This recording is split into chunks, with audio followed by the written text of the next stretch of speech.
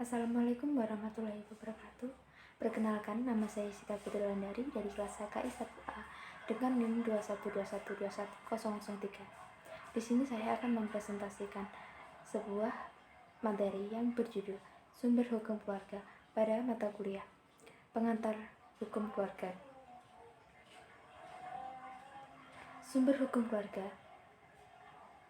yang ada di Indonesia itu terbagi menjadi dua, yaitu satu sumber hukum Islam, dua sumber hukum lain. Kenapa ada sumber hukum Islam? Hal ini terjadi karena di negara Indonesia mayoritas beragama Islam dan mengakui otoritas agama. Sumber-sumber hukum Islam yang utama adalah Al-Quran dan hadis, kemudian akan muncullah fikih. Di sumber hukum Islam, sumber utamanya adalah Al-Quran, kemudian ada hadis dan dipelajari lebih lanjut lagi, kemudian muncullah fikih. Fikih di sini ada banyak lagi sumber hukum Islam, yaitu 1. Fikih munakahat, 2. Fikih waris, 3. Fikih muamalah, 4. Zakat, 5. Wakaf, dan lain-lain. Kemudian kitab fikih dibukukan kalau diundi ada di kompilasi hukum Islam.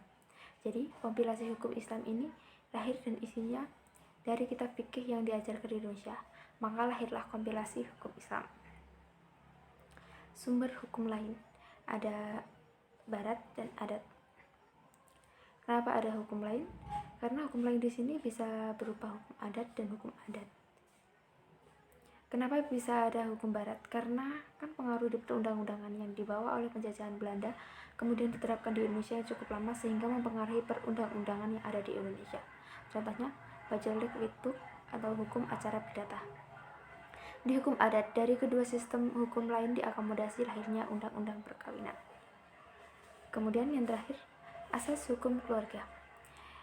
Di asas hukum keluarga ini ada 4 asas, yaitu asas monogami, asas konsensual, dan asas persatuan barat, dan asas proporsional. Asas monogami adalah asas di mana perkawinan itu dilakukan oleh satu laki-laki dan perempuan. Begitu juga dengan sebaliknya.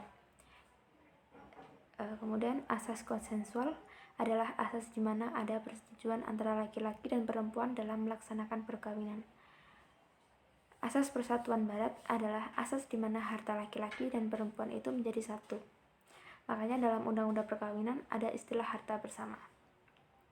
Yang terakhir, asas proporsional adalah hak dan kewajiban suami istri adalah sama dimanapun dalam masyarakat ataupun keluarga.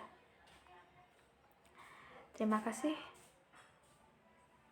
Sekian yang dapat saya sampaikan. Bila ada kurangnya saya mohon maaf. Wabillahi taufiq wal hidayah. Wassalamualaikum warahmatullahi wabarakatuh.